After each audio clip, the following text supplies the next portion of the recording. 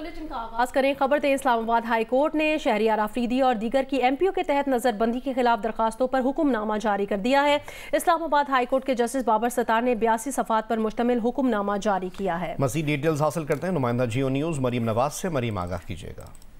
जी, Islamabad high court ने वफाकी हुकूमत को इस्लामाबाद की हदूद में सूबाई इख्तियारात के लिए 3 माह में रूल साजी का हुक्म दिया है। ये हुक्म शादाना गुलजार और शहरियार आफरीदी के एमपीओ के ऑर्डर के तहत नजरबंदी के फैसले में दिया गया है और इसमें जस्टिस बाबर सत्तार ने कहा है कि एमपीओ का सेक्शन 3 और 2 आइन के आर्टिकल 4 और 10 की सरीहन खिलाफ वर्जी है।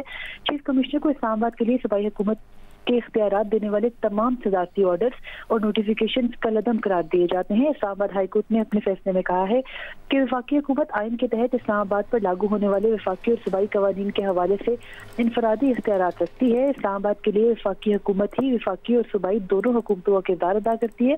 चीफ कमिश्नर को वफाकी दारुल हुकूमत के लिए सूबाई हुकूमत के इख्तियारात देने वाले तमाम सदारती ऑर्डर नोटिफिकेशन खिलाफ आइन है। फैसले में कहा गया है कि वफाकी हुकूमत 3 माह के अंदर इस्लामाबाद की हदूद में सूबाई हुकूमत के इख्तियारात के इस्तेमाल से मुताबिक रूल तश्कील दे। अदालती अहकामात के मुताबिक चीफ कमिश्नर इस्लामाबाद और वफाकी दारुल हुकूमत की सूबाई हुकूमत नहीं बनते। उन्होंने कहा है कि चैलेंज किए गए तमाम नजरबंदी के अहकामात दायरा इख्तियार न होने की बुनियाद पर कदम करार दिए जाते हैं। चीफ कमिश्नर का डिस्ट्रिक्ट मजिस्ट्रेट को 3 एमपीओ के तहत इख्तियारात की तफवीज से मुतालिक 10 मई का जो ऑर्डर है वो भी कलअदम करार दिया जाता है। इस्लामाबाद हाईकोर्ट ने इस मुफस्सिल हुक्मनामे में ये कहा है कि जो एमपीओ का इख्तियार था वो डिक्टेटर्स के ज़माने से प्रेसिडेंशियल ऑर्डर से चलता आ रहा था, जिसको इस्तेमाल करने में जमहूरी हुकूमतों ने भी जो है वो अपना किरदार अदा किया। उसके अलावा ये कहा गया है कि मई के महीने में पीटीआई के दीगर जो पीटीआई के मुतअद्दिद जो अरकान थे उनके खिलाफ दर्जनों एमपीओ के ऑर्डर जारी किए गए, लेकिन इस्लामाबाद की हद तक ये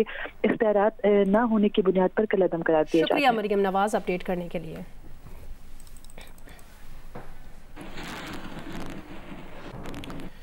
बानी पीटीआई शहबाज शरीफ और बिलावल के कागजात मंजूर या मुस्तरद होने के फैसले आज मुतवक्के हैं।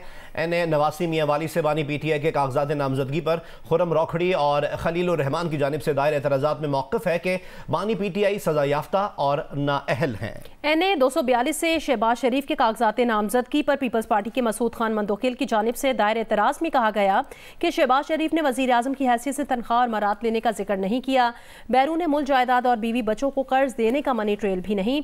नून लीग के रहनुमा राना मशहूद ने कहा एतराज़ात की तफसीलात शहबाज शरीफ जमानत केस में मौजूद हैं। एनए 127 लाहौर से बिलावल भुट्टो के कागजात नामजदगी पर एतराज़ का जवाब जमा करवा दिया गया। कहा बिलावल के कागजात नामजदगी में पाकिस्तान पीपल्स पार्टी पार्लियामेंटेरियंस लिखा जाना इंसानी गलती है। एतराज़ कुनंदा इस हल्के का नहीं है, नारोवाल का रिहायशी है।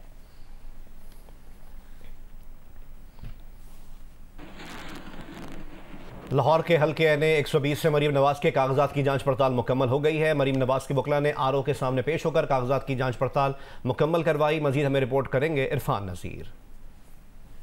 जी, मैं लाहौर में एसी शालीमार टाउन के दफ्तर के बाहर मौजूद हूँ और ये एन 120 की रिटर्निंग अफसर हैं। आपसे थोड़ी देर पहले मरियम नवाज के कागजात नामजदगी की जांच पड़ताल मुकम्मल हो गई है। उनकी तरफ से उनके वकला इकबाल अहमद खां और तारक दस्तगीर खां पेश हुए हैं और उन्होंने रिटर्निंग अफसर के रूबरू उनके सवालात के जवाब दिए। तायद कुनंदा और तजवीज़ कुनंदा को भी साथ लाए थे और दीगर सवालात के भी जवाब दिए और उन्होंने बाहर आके मीडिया से गुफ्तगू की है। उनका कहना है कि मरियम नवाज के कागजात मंजूर हो चुके हैं।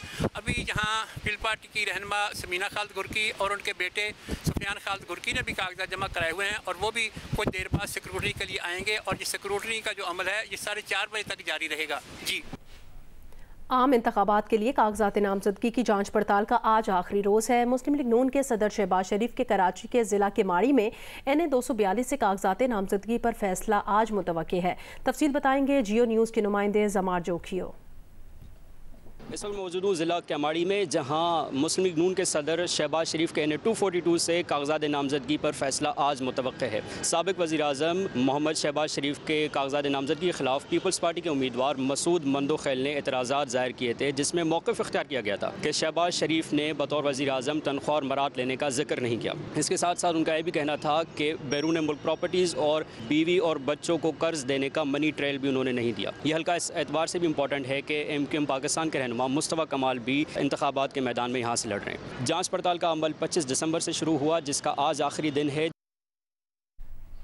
उम्मीदवारों के कागजात की जांच पड़ताल का आज आखिरी रोज है। कोयटा में इस वक्त क्या सूरत हाल है, ये बताएंगे जियो न्यूज के नुमाइंदे सलमान अशरफ। बलूचिस्तान में इंतखाबात के हवाले से आज कागजात नामजदगी की जांच पड़ताल का आखिरी रोज़ है।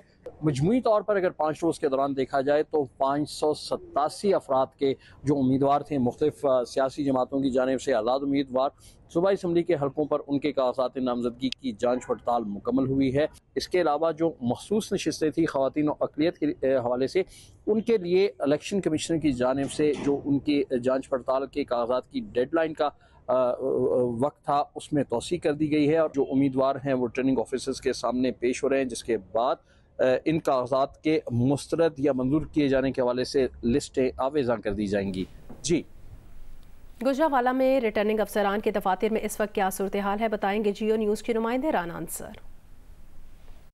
अभी देखें, आम इंतखाबात के लिए कागजात नामजदगी की जांच पड़ताल का आज आखिरी रोज़ है, तो आज सुबह सवेरे से ही तमाम रिटर्निंग अफसरान के दफातर में रश है। जो सियासी जमातों के उम्मीदवार हैं या आज़ाद हसीयत में जिन्होंने कागजात नामजदगी जमा करवाए हैं, तमाम के कागजात नामजदगी की जो स्क्रूटनी है वो आखिरी मराहल में है। तमाम एतराज़ात को देखते हुए रिटर्निंग अफसरान बाद में जो हतमी फहरिस्तें हैं अपने दफातर के बाहर आवेज़ा कर दिए जाएंगे। गुजरांवाला के सियासी हलकों में उम्मीदवारों की सूरत हाल की अगर बात की जाए तो मुस्लिम लीग नून के उम्मीदवार तकरीबन तमाम हलकों में उनके नाम सामने आ चुके हैं। पीटीआई की तरफ से अभी उम्मीदवारों का बाकायदा ऐलान नहीं किया गया। तमाम जो हलके हैं वहां पर ना सिर्फ सियासी जोड़ तोड़ जारी है बल्कि उम्मीदवार जो हैं वो आज उनका सारा फोकस रिटर्निंग अफसरान के दफातर में है। कुछ उम्मीदवार ज़ाती हैसियत में आए हैं और बाज़ उम्मीदवार उनके जो वकला हैं और कौंसल्स हैं वो रिटर्निंग अफसरान में कागजात की जो जाँच पड़ताल है वो मुकम्मल करवा रहे हैं। जी, रावलपिंडी के 4 कौमी असम्बली के हलकों पर कागजात नामजदगी की जांच पड़ताल हो रही है। तफसील बताएंगे जियो न्यूज़ के नुमाइंदे हैदर शिराजी।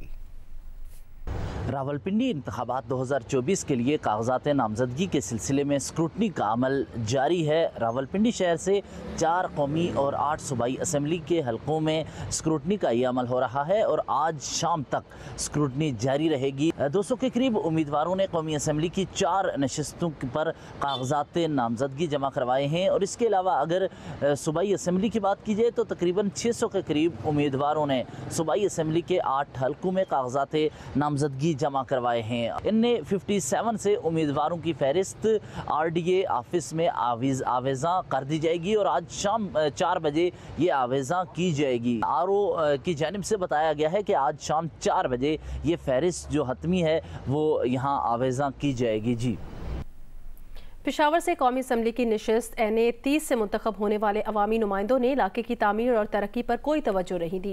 ये कौमी हल्का दीगर हल्कों के मुकाबले में तरक्की की दौड़ में पीछे रहा। यहाँ के वोटर जिंदगी की बुनियादी सहूलियात से महरूम हैं। तफसील बताएंगी शीबा हैदर। मैं मौजूद हूँ कौमी असम्बली के हल्के NA 30 में। गुज़िश्ता आम इंतखाबात में यहाँ से कौमी और सूबाई असम्बली की नशिस्तों पर पाकिस्तान तहरीक इंसाफ के उम्मीदवार कामयाब हुए थे। इस इलाके की आवाम मौजूद है, उनसे बात करते हैं कि उनको इस इलाके में किन किस्म की मुश्किलात का सामना है। गैस का मसाइल है, गैस जो है ना हम 100% जो है ना बिल अदा करते हैं।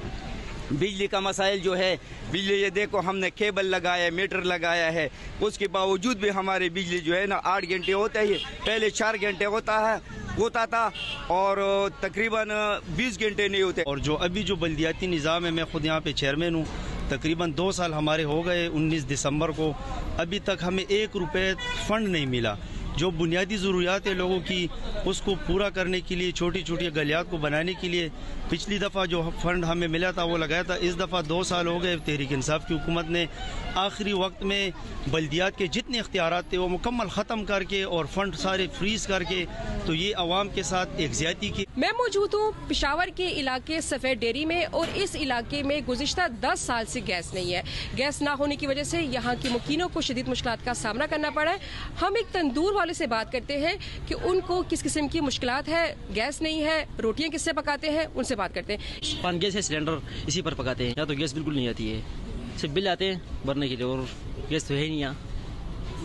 तो तकरीबन 4 साल में मैंने मीटर लगाया हुआ है। 4 साल में इसमें कोई 10-15 दिन भी गैस अभी तक नहीं आया है इसमें। इसे टैक्सेस आते हैं बिलों पर, भारी टैक्सेस है। और गैस तो है नहीं यहाँ नहीं की। इस वक्त मैं मौजूद हूँ पिशावर के नवाही इलाका अचनी पाया में। अचनी बाला, सरबंद और पेशतखरा में हर साल डेंगू के सैकड़ों मरीज सामने आते हैं। इस इलाके में बुनियादी सेहती मराकज़ तो मौजूद है, लेकिन अद्वियात की अदम दस्तियाबी के बाद यहाँ के शहरी खैबर टीचिंग और हैदराबाद मेडिकल कम्प्लेक्स इलाज के लिए जाते हैं। NE30 हल्का के वोटर्स ने बुनियादी सहूलियात की फराहमी और फाल किरदार अदा करने वाले अवामी नुमाइंदों को वोट देने की शर्त रखी है। जी, जनरल इलेक्शन 2024 में हिस्सा लेने वाले उम्मीदवारों के कागजात नामजदगी की जांच पड़ताल का आज आखिरी रोज है। मजीद हमें मुल्तान से रिपोर्ट करेंगी कशमाला इमरान। जनरल इलेक्शन में हिस्सा लेने वाले उम्मीदवारों की कागजात नामजदगी की जांच पड़ताल का आज आखिरी रोज़ है और मुल्तान से उम्मीदवारों ने 6 कौमी असम्बली और 12 सूबाई असम्बली की सीटों पर कागजात नामजदगी जमा करवाए थे, जिनकी जांच पड़ताल जारी थी।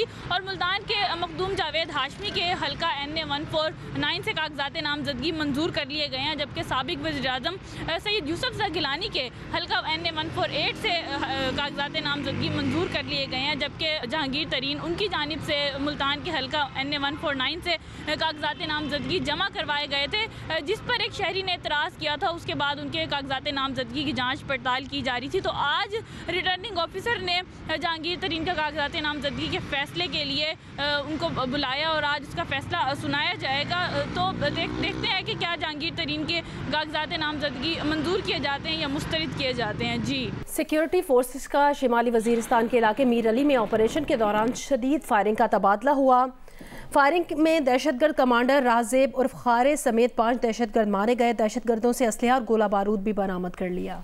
ISPR के मुताबिक सिक्योरिटी फोर्सेस ने शिमाली वज़ीरिस्तान के इलाके मीर अली में दहशतगर्दों की मौजूदगी की इत्तलात पर यह ऑपरेशन किया था।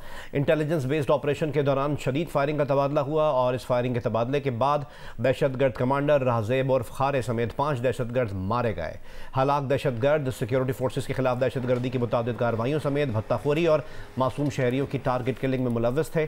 ऑपरेशन के दौरान असलहा और गोला बारूद भी बरामद कर लिया गया। ISPR का कहना है कि सिक्योरिटी फोर्सेस मुल्क से दहशतगर्दी की लानत को ख़त्म करने के लिए पुरअज़्म है।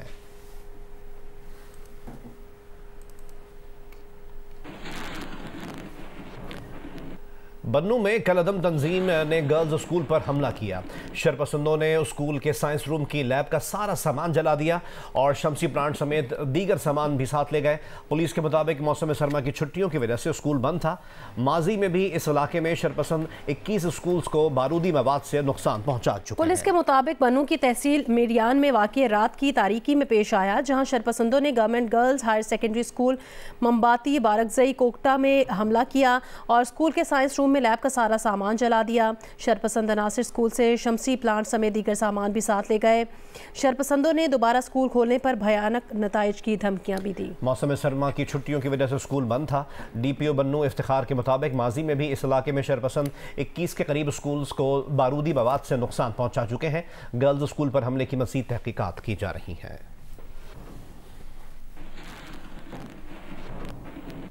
पारा चिनार से पेशावर जाने वाली बस पर सदर बाजार के करीब फायरिंग से मुसाफिर जख्मी हो गया।